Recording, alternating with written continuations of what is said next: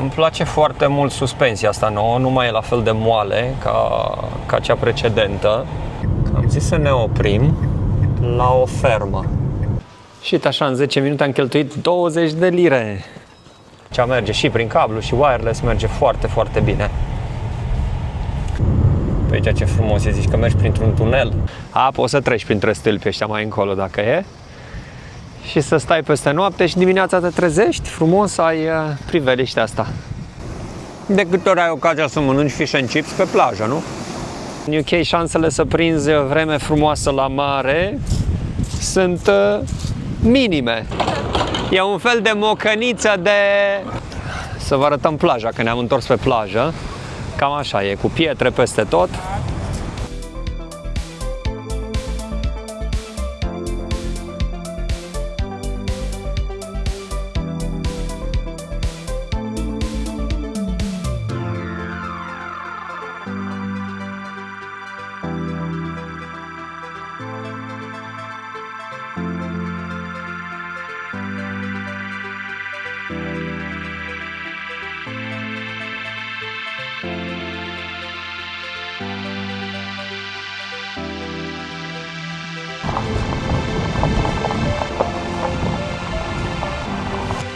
Dacă vă plac filmulețele noastre, nu uitați să vă abonați la canalul nostru, este gratis, iar pe noi ne ajută foarte mult. Da, bună și bine ați revenit la un nou vlog. Astăzi mergem la mare. Și... Da, se vede că mergem la mare, la plajă, nu?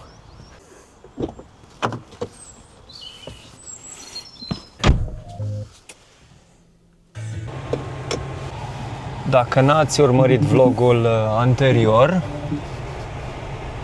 noi ne-am achiziționat ne-am adăugat de fapt un nou membru la familia noastră de călători. O Dacia Duster, modelul nou, Duster 3. E a doua săptămână de când avem mașina. Și da, dacă vreți să vedeți 5 lucruri care ne plac și 5 lucruri care nu ne plac la mașina asta, mergeți la vlogul anterior, că acolo am făcut un mic rezumat. Și da, astăzi mergem la mare. Mergem la mare în Anglia, să vedeți cum e la mare, cum arată o plajă în Anglia și ce se întâmplă la mare în Anglia. Suntem în luna iunie, mâine este 1 iunie. Astăzi e destul de cald, sunt 28 de grade arată aici în bord, nu știu dacă, vreo 25 sigur sunt. Și să vedem și noi cum se prezintă anul ăsta situația la mare. Să vă zic așa câteva impresii despre cum merge mașina. Îmi place foarte mult suspensia asta nouă, nu mai e la fel de moale ca cea precedentă și stă mult mai bine în curbe, nu se mai balansează așa stânga-dreapta, adică e mult mai precisă și direcția și tot. E chiar mai mult mai plăcută la condus. Mai e o chestie care am menționat-o și în vlogul trecut, când am făcut rezumatul lucrurilor care ne plac și care nu ne plac. Merge foarte bine, cel puțin de când cu update-ul ăsta la soft, merge foarte bine multimedia, partea asta de conectivitate cu telefonul, Apple CarPlay, că n-am folosit celălalt decât Apple CarPlay. Cea merge și prin cablu și wireless, merge foarte, foarte bine. De 2 săptămâni de când avem noi mașina, am condus gen, să zicem, mixat, și oraș, să zicem, și autostradă, și am un consum de 56,9 mpg. Nu știu exact cât vine în litri, cred că vreo 5 litri, 4,9, 5,1, cam pe acolo. Și mi se pare că e destul de aproape de consumul motorului de 1.5 diesel, deci nu-i departe, că am auzit multă lume că se plângea că nu mai există versiunea diesel și că nu-i destul de economă. Acum n-am făcut un drum foarte lung pe autostradă ca să vedem care ar fi consumul pe autostradă, să vă zicem, părerea noastră de consumator, nu de vlogger auto sau să zicem că îi facem reclamă sau ceva de genul, nu, doar de strict pur de consumator. Dar o să facem, că plănuim să facem niște ture prin Europa și o să vă zicem exact cam ce consum scoate, dar până una alta, așa mixat, mi se pare bun consumul. Mai scria lumea că nu are funcția de auto-hold, funcție a mașinii care lucrează cu frâna de parcare, frâna de mână electrică, practic. Când oprești la semafor, îți oprește mașina, să nu mai ții piciorul apăsat pe frână și ți-o eliberează automat în momentul când accelerezi. Într-adevăr, nu are, dar poți să folosești frâna electrică și îți dă drumul automat. Da, nu oprește mașina automat, sau nu o ține pe loc automat, trebuie să o activezi tu, dar în schimb când pleci se dezactivează automat. Deci cât de cât jumătate de funcție există pe mașină. De la noi până la mare e undeva la o oră și 10 minute, o oră și 20 când nu e trafic. Când e trafic poate să fie și 2 ore, o oră 40, dar în general mergem cam de 2-3 ori pe an. Cam așa. Nu mai mult, pentru că nu e vremea. În Anglia nu prea e vremea de plajă și depinde cum prindem, că dacă e în timpul săptămânii și prinzi vremea frumoasă, nu prea ai timp să mergi. Și în weekenduri, de obicei, de cele mai multe ori, în weekenduri plouă sau e înnorat dacă nu plouă. Nu e trafic, e bine momentan, se merge bine. Am zis să ne oprim la o fermă. Aici în Anglia sunt multe ferme care au magazine, produse aici, de ale lor. Și să vedem... Mai organice. Mai organice, da. Nu ne-am mai oprit de foarte mult timp. Bine, sunt mai scumpe. Mult. În unele, da, în unele cazuri foarte scumpe. Dar sunt mai bune, chiar sunt mai bune. Adică au gust mult mai bun. Se numește Country Market asta, nu? Da. Să găsim și noi un loc de parcare.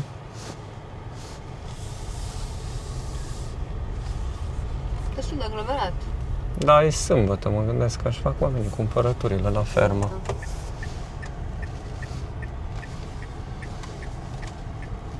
Facem din prima parcare sau nu facem? Haideți să verificăm, că am găsit acum o metodă în care verific cât de bine am făcut parcarea. Unde avem aici linia, vedeți voi, și linia asta aproape. Hai să zicem notă de trecere.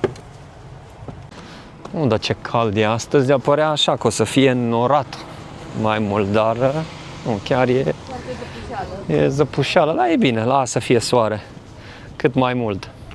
Ne place soarele, mai ales în UK nu-l primești foarte des, așa că atunci când îl ai trebuie să te bucuri de el. Da, farming and growing, deci ăștia cresc, sunt fermieri din 1851. Asta e cu tradiție. Să vedem dacă și prețurile sunt cu tradiție. Dar asta chiar e mare. Nu mi-aminte să fi fost într-unul atât de mare. Da, și în general au de toate. Cam ce găsești într-un supermarket, găsești și într-un farm shop de ăsta, cel puțin în astea mari. Mă uit că și-au pus aici un tractor în mijloc. Produse de patiserie, de la 3,60 la 5,50. Acum depinde de care e. Legume, da, o liră 29, să fim mai precis, kilogramul de ceapă albă. Și avem și ceapă roșie, o liră 79, o liră 65 pe kilogram morcovul. Dar ăștia Jersey Royal, nu știu ce e așa de special la ei, că sunt 5 lire 49. Da. Ce să vă mai arătăm? Tavă de 20 de ouă, 6 lire 49. De 6 ouă, 3,60, 6, 2,60. Mere, ce avem aici? Mere 2,80, cele roșii. Așa aici, dacă n-ați observat, tot asta e pe o remorcă și în față e tractorul care o trage. Să vedem și carnea, nu mă prea pricep aici, Ramsey. Deci carne de vită 22,50 pe kilogram. Piept de pui 11 lire, 10,99 pe kilogram.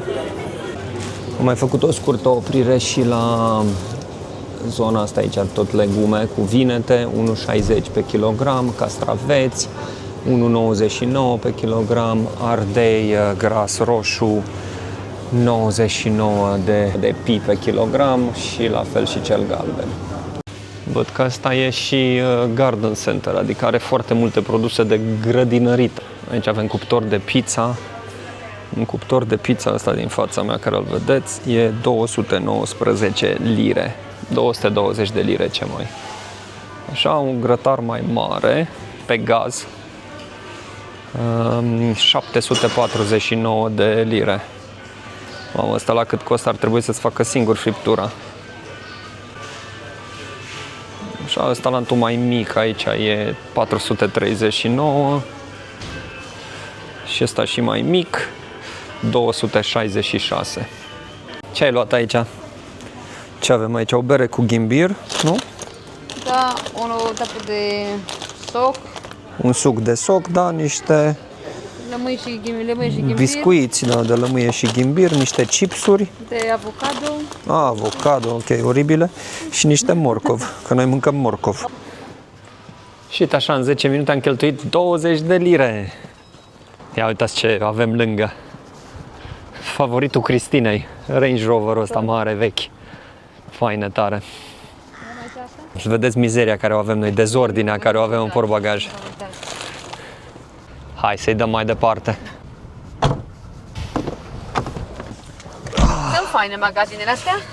Da, sunt. Și prețurile sunt pe măsură. Dar da, sunt bune produsele, chiar sunt bune. Și traseul ăsta de la noi până la mare e foarte frumos. Trece prin câteva sate și prin câteva zone care sunt foarte, foarte frumoase. Pe aici, pe stânga, văd că se construiește la greu un cartier întreg. Ce balcoane, ce terase frumoase au sus acolo. Au pădure aici, ieși din casă direct în pădure. Nu duc lipsă de verdeață oamenii ăștia aici. Ce faine, faci o margine, acolo se bicicletă de lector. Da, da. Pe stânga. Și probabil că zona. intri de pe pădure aici. Da. Ai unde să te plimbi, unde să-ți plimbi câinele.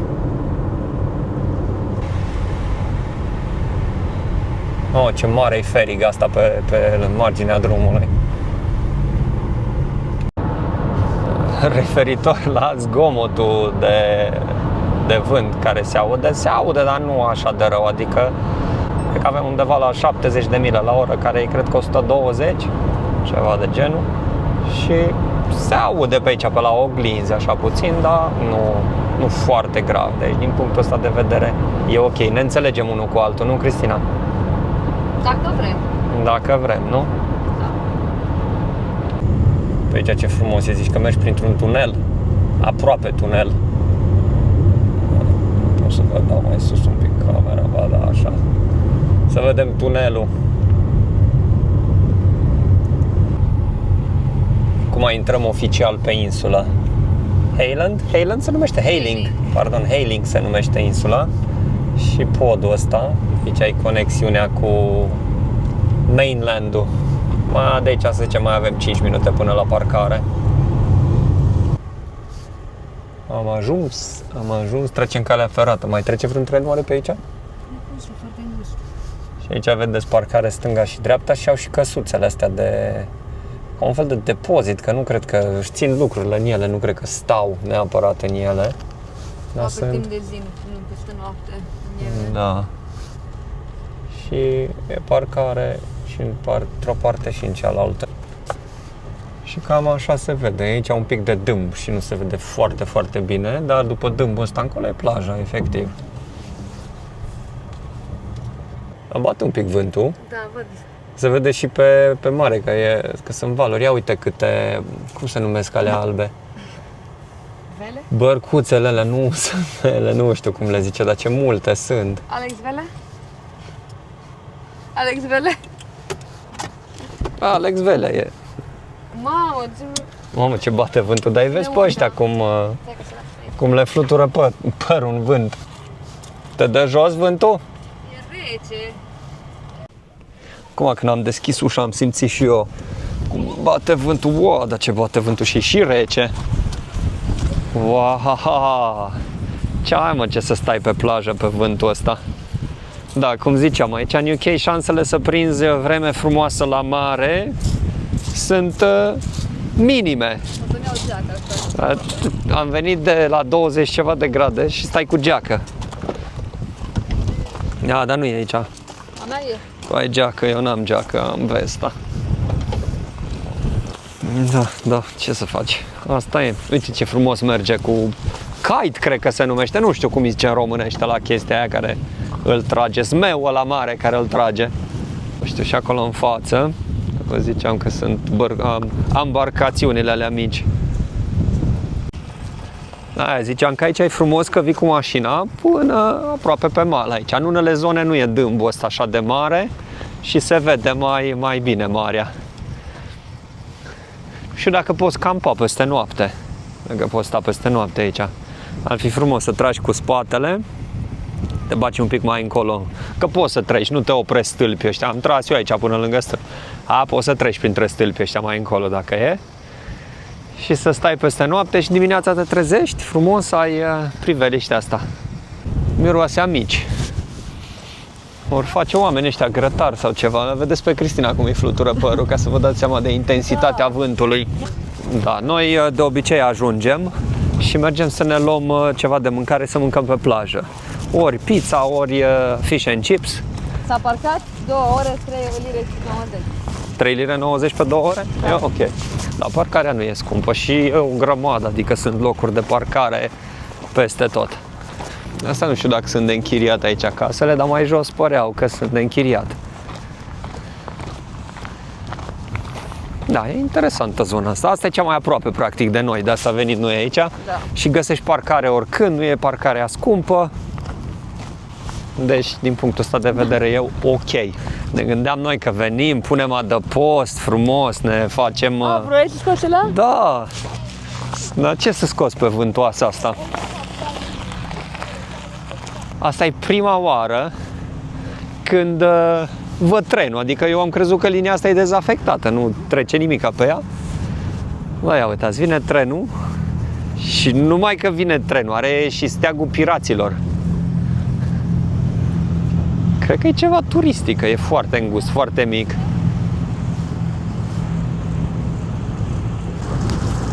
Sari direct în locomotivă, că mare lucru nu e, ia uite.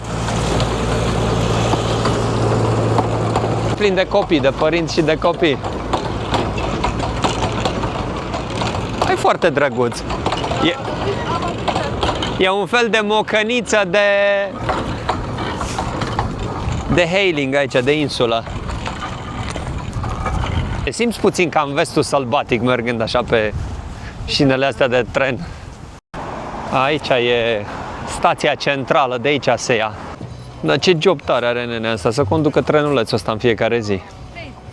Aici e cumva o zonă unde sunt magazine, baruri, e locul de unde luăm fish and chips, nu arată cel mai grozav. Mai aveam unul, dar, mamă, dacă cum intri pe aici, trebuie să te duci printre chestiile astea, zici că e coadă. Din 1942 vinde? Miroase bine, au și burgeri, uite, la 5, chicken filet, pies, chips, unde vezi fish and chips? Mini cod 6, cod 780, 780 hot dog. Au și scampi. Vedeți aici pe băieți cum dau cu sapa, băieți și fete. Da, cam așa arată punga. Aici avem mâncare, o să vă arătăm mai încolo când ne apucăm de mâncat. Foarte repede, a durat 2 minute până ni s-a pregătit. Probabil că i-au deja făcuți și doar ți pregătesc. Oricum cartofii sunt, n-aș zice oribil, dar sunt mediocri. Locul unde am venit se numește Hayling, că nu știu dacă v-am zis exact. E o insulă foarte aproape de orașul Portsmouth, undeva la, nu știu, 15 minute cu mașina. Se și vede, de pe plajă se vede orașul încolo și se vede un turn, se numește Spinnaker, care e o atracție turistică. E gen, te urci pe el, poți să faci și... Nu te urci pe el. Ba, te urci și pe el, poți să faci alpinism pe el. Cu corzi, cu... În principiu urci cu un lift. Da, au și restaurant, au și o podea din asta de sticlă. E foarte interesant. Cam ăsta ar fi cel mai mare oraș care e aici în zonă. Nu e departe nici Southampton, care e unul dintre cele mai mari porturi din UK. Și când stai pe plajă, mai tot timpul vezi vasele de croazieră cum ies dincolo din port și se duc încolo. Să vă arătăm plaja, că ne-am întors pe plajă. Cam așa e, cu pietre peste tot. Da, și în față încolo să avem insula Isle of Wight. Se poate lua feribotul din Portsmouth de aici și undeva, cred că la vreo 20 de minute faci până pe insulă. N-am fost niciodată, dar ceva de genul ăsta. Sunt rute zilnice, că am văzut că vin oamenii cu mașinile, să dau jos, să-și fac treaba și se întorc înapoi. Ideea e că după o jumătate de oră în vântul ăsta rece, numai chef de plajă nu mai ai. Să luăm pătura, că altceva n-avem ce să luăm. Vedeți, în ăsta roșu e adăpostul care îl mai folosim noi când venim pe plajă. E unul micuț, dar își face treaba. Dar dacă ne băgăm și noi pe sub dâmburile astea aici, mai bate vântul așa tare. Dar ce am pus masa aici? Da, uite, poți să stai și la masă dacă vrei. Uai, ce bate vântul! Mamă!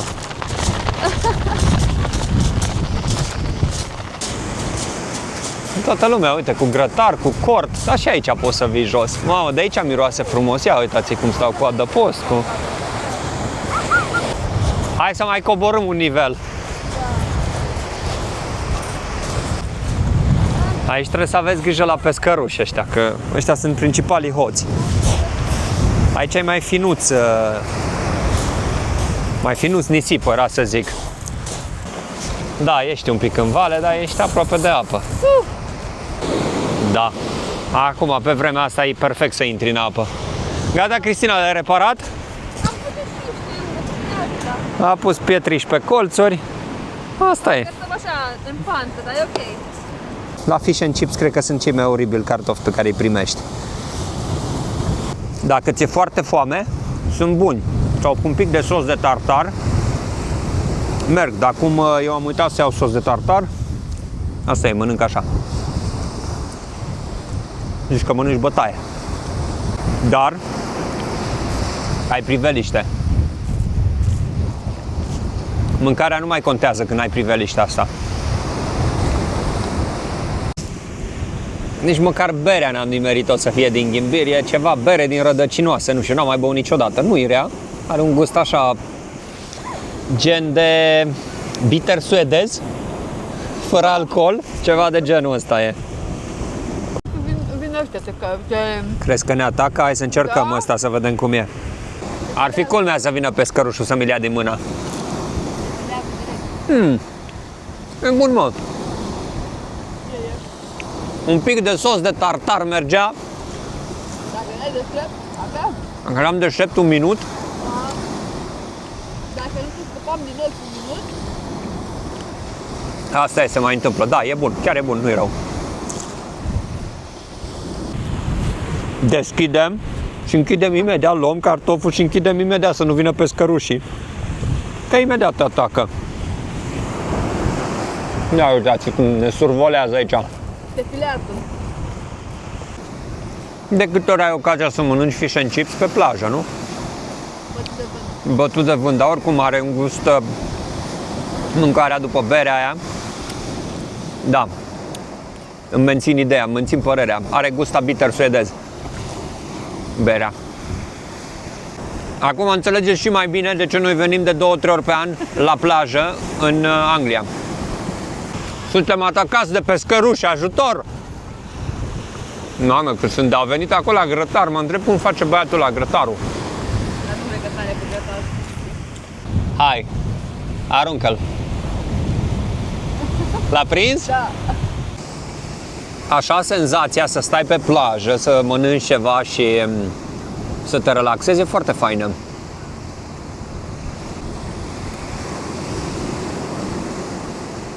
Că e liniște, adică în afară de valuri nu se aude nimica.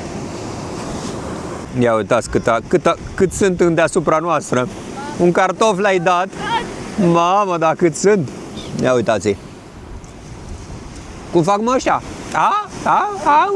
Au. Și surpriză, avem și desert. Eclere românești. Canoli. Românești. Eclere italienești, mă. Canoncini. Bă, și mie unul să rămână. Avem cremă de fistic înăuntru. Cornulețul Dubai. Cornulețul Dubai, da. Bune. Că vă ziceam că să mai văd vase de croazieră care ies de aici, din Southampton, cred că pleacă. Vedeți încolo, nu știu dacă bate până acolo, dar undeva încolo, unde pun eu degetul. E un vas de croazieră.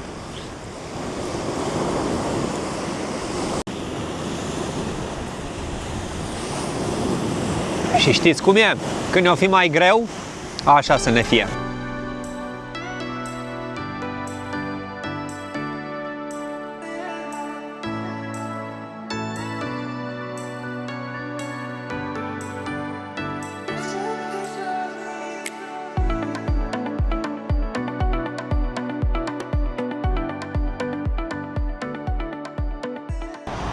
De pe însorita plajă a Angliei vă spunem că vlogul nostru se încheie aici. Vă mulțumim din suflet dacă ne-ați urmărit până aici și ce să vă zicem, călătorii plăcute!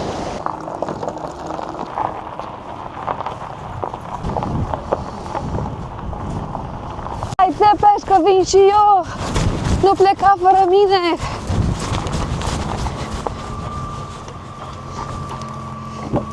Nu te supăra! Mergi în oraș? Până aici, doar că bate vântul.